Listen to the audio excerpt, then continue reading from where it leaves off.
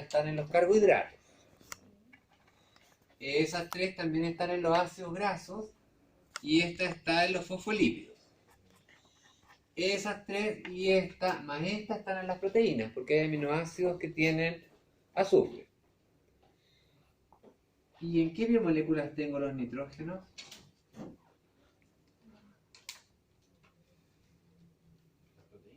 En las proteínas, ya.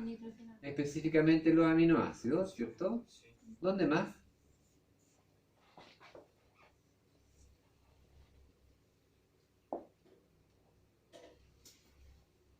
¿Dónde más hay nitrógeno en las biomoléculas CHOMPS?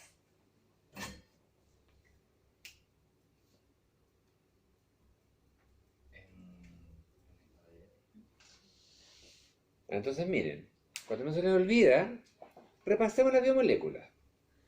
Carbohidratos, azúcares, polisacáridos, monosacáridos, disacáridos, ¿cierto? Una.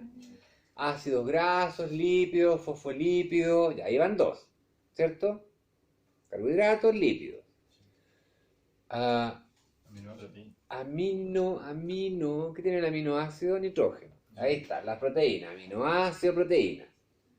¿Y qué otra biomolécula hay súper importante? Que nunca la consideramos como macronutriente, porque en realidad la energía que se puede producir es bastante despreciable, se puede producir. Pero hay uno que es súper importante. Los ácidos nucleicos, porque están formados de nucleótidos que tienen bases nitrogenadas. Entonces lo que vamos a ver ahora es cómo se metabolizan las proteínas, los aminoácidos y los ácidos nucleicos, que están formados por nucleótidos.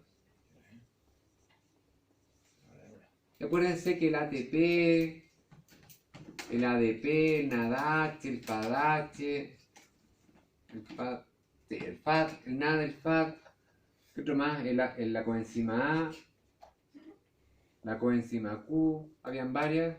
Tenemos una coenzima A, no me acuerdo la otra. También eran nucleótidos, ¿se acuerdan? Que todas tenían base, el GTP, ¿sí? También tenían base nitrogenada, por lo tanto también tienen nucleótidos, ¿ya? Y todas tenían una base nitrogenada, una pentosa y un par de fosfatos metidos por ahí, ¿sí? Ya. ¿Ven que esta materia se vuelve súper repetitiva? Ustedes como que no lo creen, pues dicen, ¡ay, vamos a ver esto de nuevo! Pero en el fondo es lo mismo y viene para atrás, ¿sí o no? Ya, bien. Entonces aquí vamos a ver degradación de proteínas, oxidación de ácidos, de aminoácidos y ciclo de la urea, biosíntesis de ácidos, aminoácidos, degradación de ácidos nucleicos y síntesis de bases nitrogenadas. ¿Por qué si el metabolismo de compuestos nitrogenados no incluí la síntesis de proteínas? Sino que degradación de proteínas y no... Porque si lo sintetizar, pero no síntesis de proteínas. Porque sintetizar es quedarse. Bueno, también puedo sintetizar aminoácidos. Porque vamos a mirar todo esto desde el punto de vista energético. Y no quiero marearlos más con la síntesis de proteínas. Pero hagamos un repaso. ¿Qué incluye la síntesis de proteínas? Así en 4 frases, ¿cómo se sintetiza una proteína? En 4 frases se sintetiza una proteína. ¿Cómo se sintetiza una proteína? ¿Cuáles son los pasos? 1, 2, 3, 4. No. Dije en 4 frases, no en 4 pasos. ¿Cómo sintetizamos las proteínas? Unimos ácidos grasos. Aminoácidos. Ya. Por el ácido peptídico. Ya. Después adopta una forma... Ya. Secundaria, terciaria, cuaternaria, ya. Pero los pegamos así como así nomás. Yo puedo tirar todas. Tengo una aminoácido a las chuñas y tengo una proteína, ¿no? No tienen que ser Quizás. T con A, no. Ya, por ahí va. Mire. Hay que activar un gen, Sí. hay que transcribirlo a ARN. Los codones. Exactamente. El ARN se madura, Sí. se procesa, se une a... Sale el núcleo y ¿a qué se une ese RNA mensajero? Al ribosoma. el ribosoma tiene un sector para leer los tripletes, esos tripletes se traducen en un aminoácido, ¿cierto? Que viene transportado por un RNA de transporte, se arman los enlaces peptídicos, crece el polímero de proteína, una enzima chaperona le va dando la forma para que se pliegue como corresponde y finalmente se libera del ribosoma, ¿cierto? Y si hay que hacerle alguna modificación post-traduccional, ¿a dónde se va esa proteína si quiero pegarle algo extra? Porque acuérdense que las proteínas no solo son aminoácidos, pueden haber proteínas pegadas con lípidos, proteínas pegadas con azúcares, proteínas pegadas con fosfatos. Si quiero hacerle alguna modificación post-traduccional, ¿dónde se tiene que ir esa proteína a hacer la modificación post-traduccional? ¿Dónde le cabe tanta materia a este viejo flaco pelado? Plasma. ¿Ya? ¿No? Ya, no. Perdón. Porque acuérdate que no todas las proteínas se sintetizan libres en el citoplasma. Hay ribosomas que están asociados a otra cosa. Hay ribosomas libres y otros ribosomas que están asociados a un organelo, a retículo endoplásmico. Así es que si están ahí, se producen ahí, quiere decir que en el retículo endoplásmico se le hacen modificaciones. ¿Dónde más se le pueden hacer modificaciones? No. No ingresa, Claro. Hay proteínas que ingresan al núcleo. pero son más pequeños. Sí, ya las histonas, por ejemplo, los factores de transcripción. Pero si hay que nombrar todas las Sí, ¿en qué otro organelo se pueden Hay que hacer nombrar todas las partes, modificaciones ¿cierto? post-traduccionales a la El aparato proteína? de Golgi dijo ella. En el aparato de Golgi, ¿Viste? exactamente. De banco. Porque se acuerdan que teníamos el retículo endoplásmico rugoso, después el liso y después el Golgi. ¿Sí? Sí. Ya, pues ven. Ya yo no. Ven, está en su cabeza, así está. Ya, bien. Ya hicimos el repaso de la síntesis de proteínas, ¿cierto? No vamos a hablar del codón de inicio, ni del codón de stop, ni de que el código genético es degenerado. ¿Se acuerdan de toda esa materia? ¿Cómo Tiene que degenerado? auge. AUG, que habían varios tripletes que podían codificar para un mismo aminoácido, ¿cierto? Ya. Bien. Hablemos entonces de la degradación proteica. La degradación proteica, en general, la ruptura de proteínas se llama proteólisis. Lisis, ruptura de proteína. Y puede haber proteólisis de proteínas exógenas, o sea, las que ingerimos en los alimentos, y puede haber proteólisis de proteínas endógenas. ¿Para qué rompemos las proteínas exógenas? ¿Para qué hacemos proteólisis de las proteínas que estamos comiendo?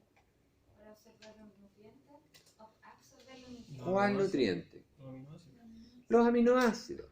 Los aminoácidos pueden ingresar a nuestro sistema solos, libres, o pueden ingresar de a 2, de a 3. Pueden ingresar como aminoácidos libres, como dipéptidos y hasta como tripéptidos. ¿Ya? Unos ingresan por la parte apical de la célula y otros ingresan por el lado laterobasal, no me acuerdo cómo se llama, por el lado. ¿Cierto? Ya. Bien. ¿Por qué degradamos proteínas endógenas? Las degradamos cuando hacemos recambio metabólico. ¿Ya? Cuando queremos regular alguna vía y ya no basta en el fondo con sacar cofactores o poner cofactores. Cuando no basta con eso, cuando ya no basta con inhibir por retroalimentación o no basta con agregar activadores o inhibidores alostéricos, sino que hay una vía que ya no la quiero más en el fondo, las degrado, todas esas. Y todos esos aminoácidos que salen ahí se reciclan. Algunos para hacer otras proteínas y otros aminoácidos se degradan completamente para la producción de ATP. ¿Ya? De estas proteínas endógenas que se degradan, solo el 75% de los aminoácidos se recicla. El otro 25% se degrada hasta NADH, FADH2, ATP. El 25%. Y como ese 25% es constante, porque constantemente estamos, por ejemplo, recambiando proteínas, tenemos que consumir a diario una cantidad de proteínas, que menos mal que alguien ya lo calculó, y corresponde a más o menos 1 gramo de proteína por kilo de peso. De ahí viene, ¿se fijan? De que nosotros estamos degradando proteínas endógenas y hay un 25% que inevitablemente se va a degradar completamente para la obtención de energía. No solo degradamos proteínas para recambio metabólico, también para eliminar proteínas anormales. Pregunta, ¿por qué podemos tener proteínas anormales en las células? Porque están mal plegadas. ¿Por qué más? Porque perdieron la funcionalidad. ¿Y por qué pueden perder la funcionalidad ya? Una, porque están mal plegadas. La otra, porque se denaturan, ¿cierto? Por calor, por cambio de pH. Y yo les conté otra más.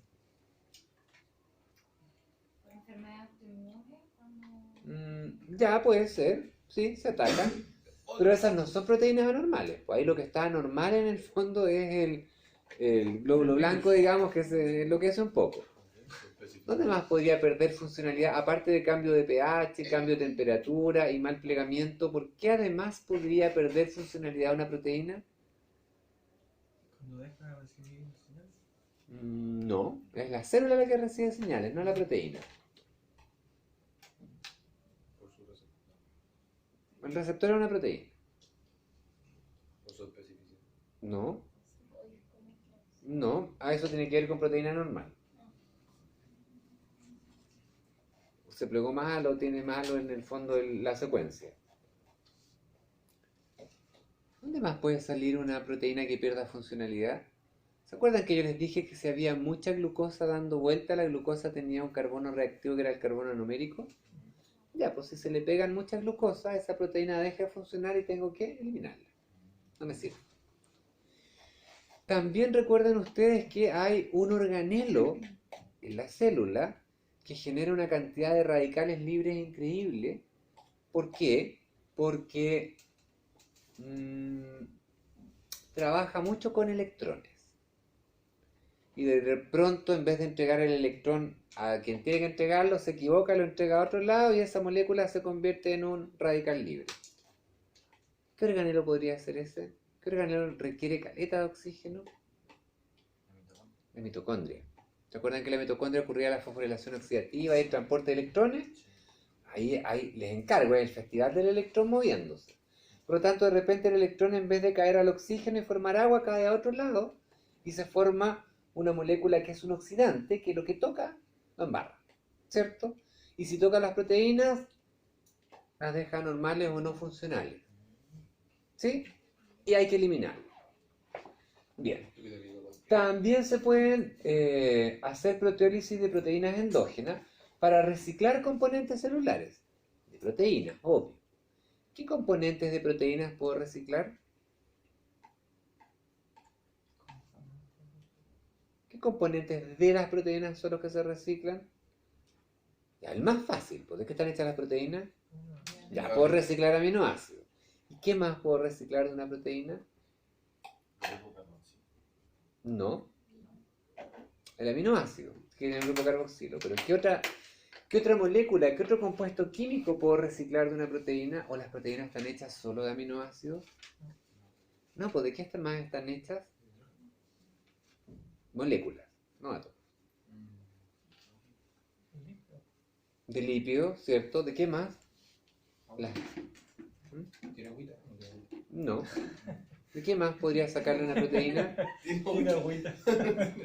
¿Qué más tenían las proteínas? Ya, pues eso lo vieron en biología y lo vimos al principio de la clase, ahí mientras Sí, todos pero sí, dormían sí. y decían esto está chancaca porque igual que biología. El grupo R, pues. No, porque ahí pienso en el aminoácido completo en el fondo, que estoy ya. ocupándolo para algo. ¿Qué otra cosa le puedo sacar a una proteína?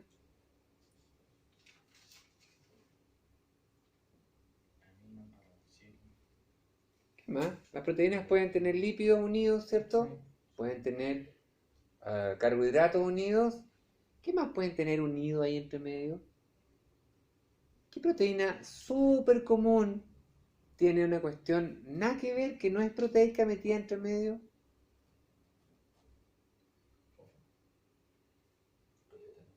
No. Pensémoslo como lípido. El colesterol. Ya. La hemoglobina, aparte de aminoácidos, ¿qué tiene? La hemoglobina, el grupo hemo. El grupo hemo, ¿se acuerda que vimos que era una molécula así terrible que tenía hasta hierro? ¿Sí? Ya, pues, la célula, si quiere reciclar el hierro de la hemoglobina, rompe la hemoglobina, recicla el hierro, recicla el grupo hemo, Me voy a acordar de los puros hemos. ¿cierto? Con eso ya pasa. No, yo le puedo poner, aparte de reciclar el grupo hemo, ¿qué más puede reciclar? Y los Ah, aminoácidos. no, pero los otros sí. Pero... Hierro, por ejemplo, ¿cierto? El hierro se recicla en grandes cantidades. El grupo hemo se convierte en sales biliares. En bilirrubina. ¿Sí? Se degrada.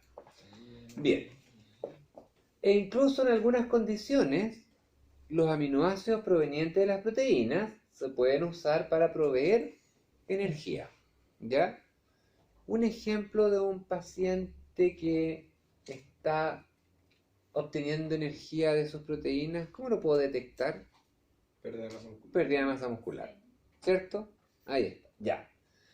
Ahora, si miran todo esto, uno se da cuenta que las proteínas pueden durar mucho o muy poco. ¿Cierto? Ya. Ese promedio de lo que una proteína está ahí presente en las células, o sea, de lo que vive, entre comillas, se llama vida media. Hay proteínas que duran segundos, duran minutos. ¿Ya? Toda la tontera para armarla, y a los 5 minutos, goodbye so long. ¿Sí? Otras que pueden durar semanas, otras que pueden durar meses.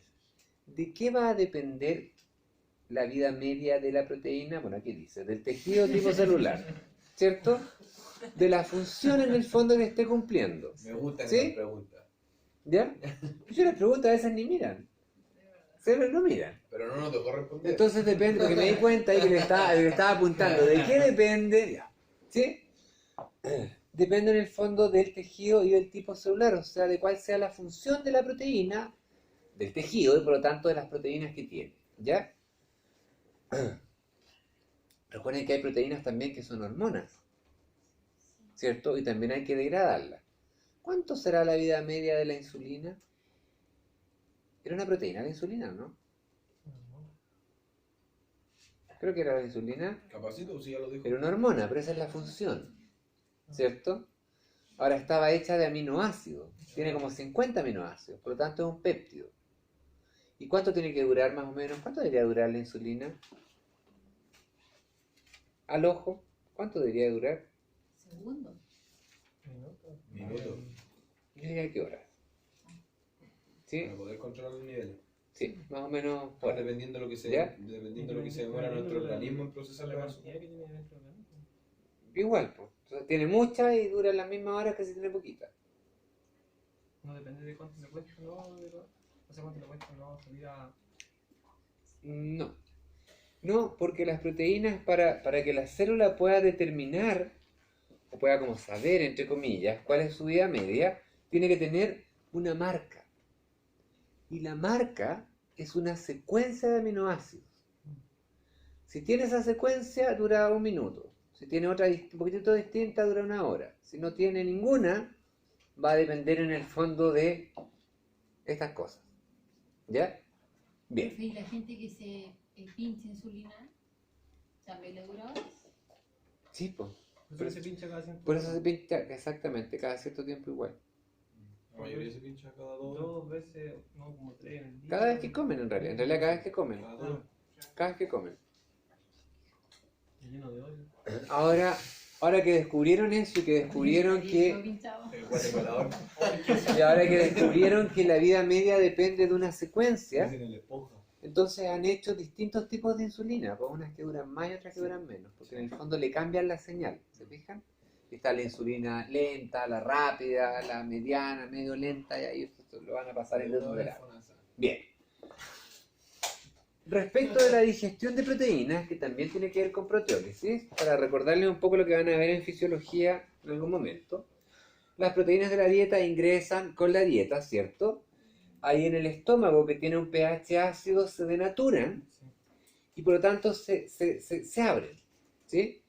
Y una vez que se abren, entran unas enzimas que se llaman endopeptidasas que resisten ese pH, o sea, no les pasa nada a ese pH, y endo porque le empiezan a cortar como de al medio, no desde los extremos, sino que de al medio, ¿ya? Y se generan péptidos chiquitos y polipéptidos. O sea, entre 10 y 50 aminoácidos y entre, no sé, 50 y 100 más o menos, hacia el ojo, ¿ya? Luego de ahí esos péptidos siguen avanzando por el sistema digestivo y llegan al duodeno, que tiene un pH alcalino. Por lo tanto, estas endopeptidasas ahora se abren y se denaturan. ¿Se fijan? Y ahí hay otras peptidasas, que son exopeptidasas, o sea, empiezan a cortar desde los extremos, generan péptidos chiquitos, dipéptidos y aminoácidos libres. Y estos que están acá son los que son absorbidos por el intestino delgado, ¿ya? Por partes distintas de la célula. Unos por la parte apical, otros por la vasolateral, me acordé del nombre, y otras por la vasolateral, ¿ya? ¿Ya vieron eso en histología, cierto? Sí, ya, perfecto. Y el transporte de estos péptidos, dipéptidos y aminoácidos libres es transporte activo primario y transporte activo secundario dependiente de sodio. ¿Cuál es la diferencia entre transporte activo primario y secundario? La carga. No. Borré la... no tengo nada nuevo ahí. La pelota. La pelota ahí. Qué pesado. ¿Cuál es la diferencia entre transporte activo primario y transporte activo secundario? Creo que el transporte activo, entre paréntesis, Cuando va contra el gradiente cuando va contra el gradiente, de... ¿y qué más? Necesita energía. Y necesita energía. Ahí está la diferencia entre primario y secundario. La del primario requiere energía de la ruptura de ATP. ¿Y el secundario de dónde saca la energía?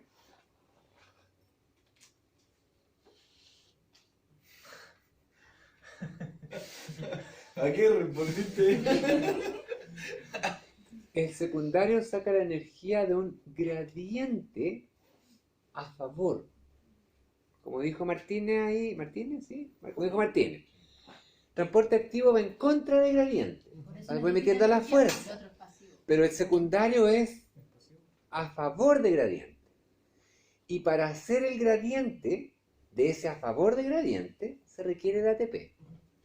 Por eso es secundario, porque no es directamente del ATP. Es de la diferencia de gradiente que dejó la ruptura de ATP en un transporte primario, activo primario. Si es dependiente de sodio, ¿cuál es el transporte que genera el gradiente de sodio?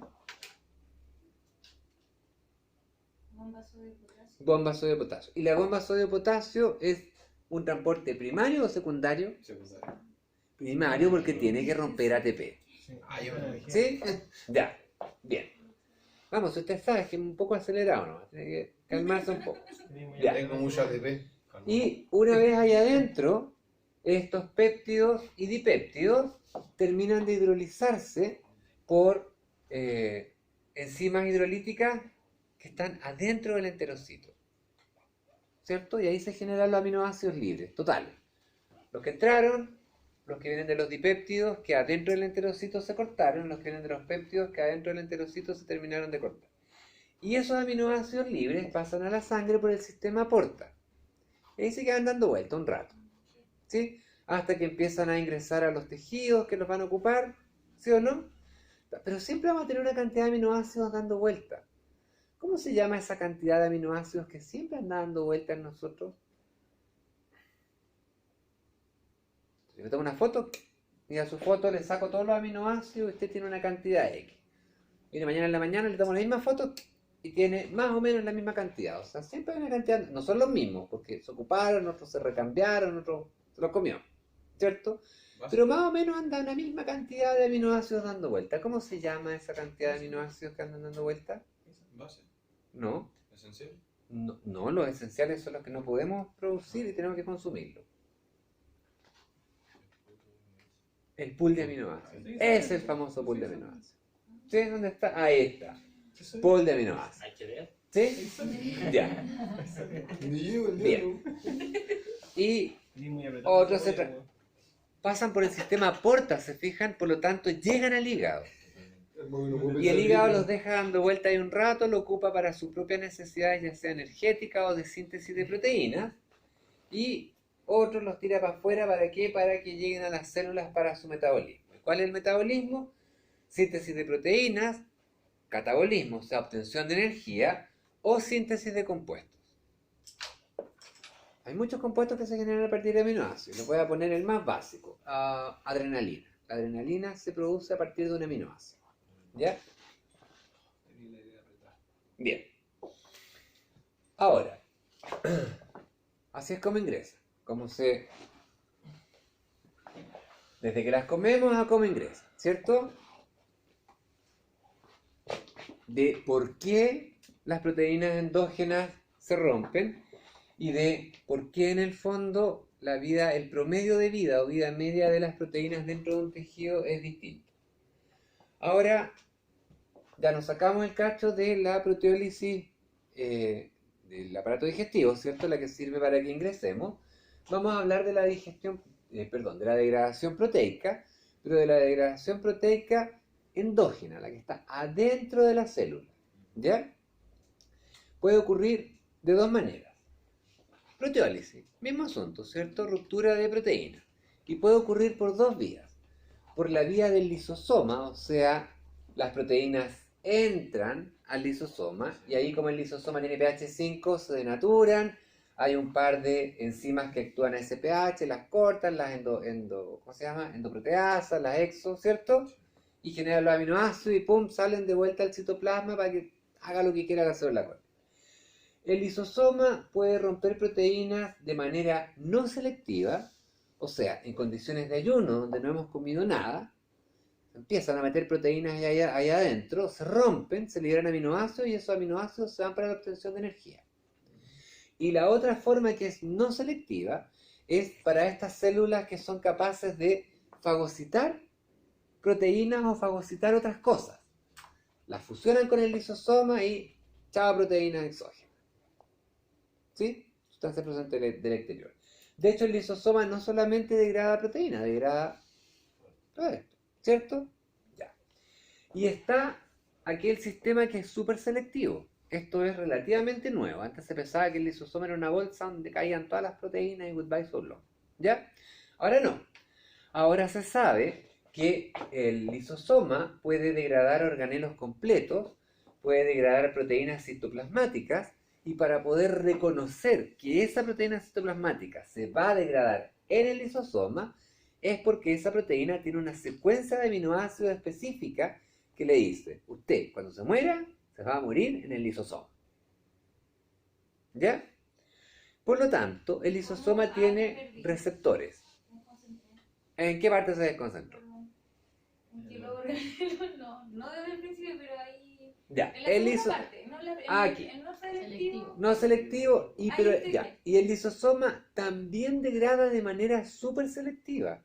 O sea, hay proteínas que se degradan sí o sí en el lisosoma. ¿Ya? ¿Por qué esa proteína se degrada en el lisosoma y no por esta otra vía? Porque en alguna parte de esa proteína hay una secuencia que dice que va a ir para acá y va a ir para acá. Y aquí el lisosoma adentro. Ahora, ¿qué es lo que reconoce esa secuencia? Un receptor que tiene el lisosoma. El lisosoma tiene receptores. ¿Y a qué se refiere ese doble A? Aminoácidos específicos. Secuencia de aminoácidos específicos. Hoy día llegaste, pero. La proteína, no, ya, pero cálmense. También se desconcentró, pues, ¿ves?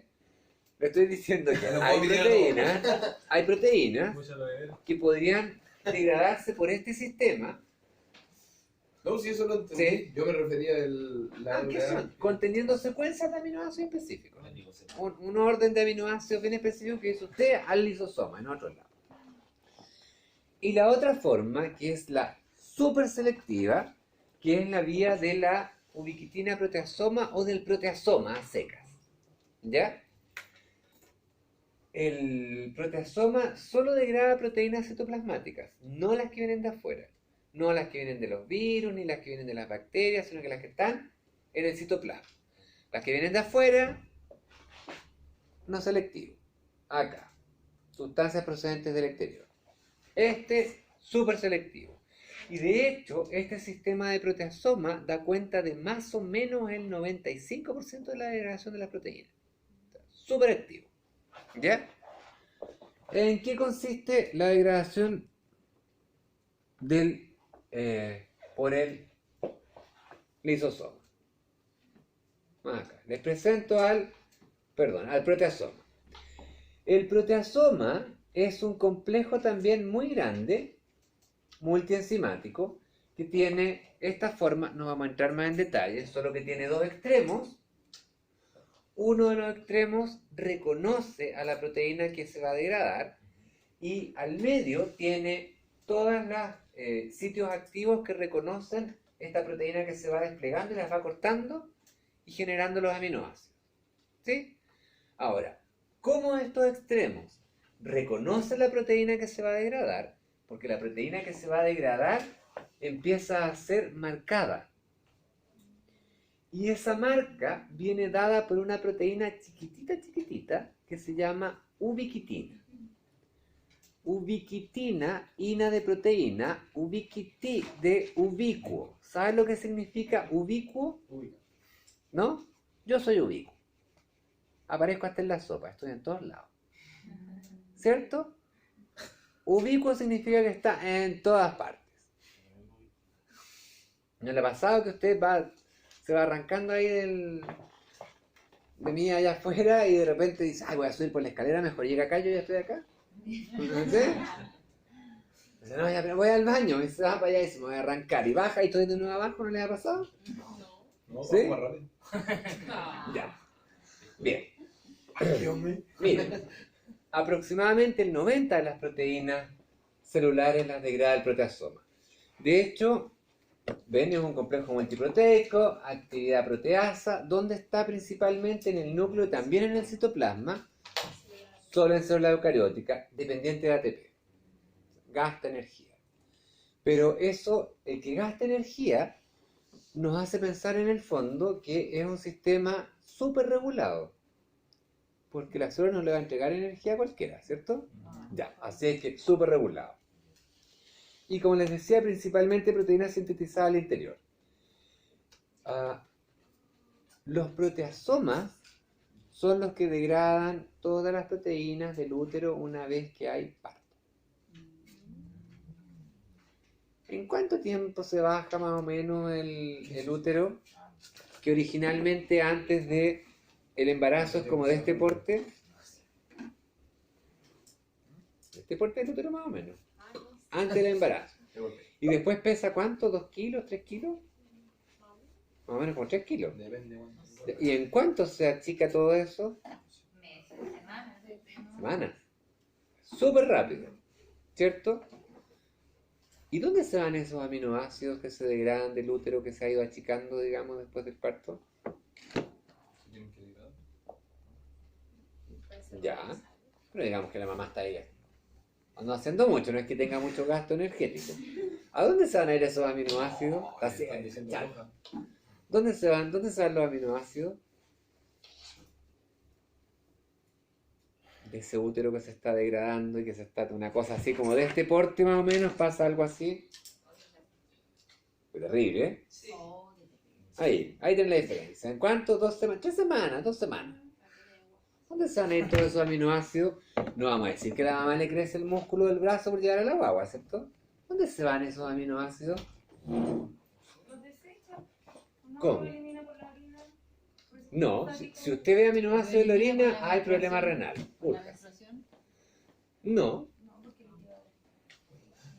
no voy a decir que bruto, que no llega al tiro tampoco, o sea, como me... Pero hay que tener la guagua para callar. No menstrua todo esto. No, Hay que tener la guagua para callar. no me podrá irse. ¿Los traspasan, bebé? ¿Cómo? Por la leche. Por la leche, po. La leche no es alta en proteína, ¿sí o no? Sí. Ahí está, pues si se quiere bajar la guata rápidamente después del embarazo, lactancia materna. Dele. La leche. No, dele leche, porque dele va a salir con otra guagua. No, ¿cierto? Ya, Dele agua. ya. Amamanta, compadre. Bien, entonces, la velocidad de degradación de proteínas y enzimas es variable, ¿cierto? Puede ser rápida cuando se degradan rápidamente, cuando lo que se está degradando es una enzima o proteína clave, cuando se degrada lento, bajo condiciones fisiológicas normales, ¿cierto? Hasta el máximo que aguanta. Si no, el medio cacho que no quiera sintetizar una proteína nueva, ¿sí o no? Y también, como dice acá, va a variar la velocidad respecto del estado hormonal y nutricional de la persona. Si la persona no come, degrada más rápido proteína, claramente, ¿cierto? Listo. ¿Qué más? Las señales que están en la proteína. Esta, que es una secuencia, están en el extremo N-terminal de las proteínas y todos los organismos tienen en sus proteínas una secuencia señal en el grupo amino que de alguna manera va a entregar la información para que esa proteína viva mucho o viva poco, o se degrade rápido, ¿ya? Lo único que cambia son las versiones, dependiendo del organismo. O sea, alanina, lisina, por ponerle un ejemplo tontera, alanina, lisina, esa es la versión de degradación rápida para el humano. La metionina, qué sé yo, isoleucina, histidina, es la versión de degradación rápida para los perros. ¿Ya? Pero todas tienen. La otra señal para que se degraden rápido es que se oxiden los R de los aminoácidos. ¿Cómo se pueden oxidar los R de los aminoácidos de una proteína? ¿Por qué se pueden oxidar? Y me contestan esa pregunta y nos vamos a comer algo ahí al patio. ¿Cómo se pueden oxidar? Vamos, se nos dije al principio de la clase.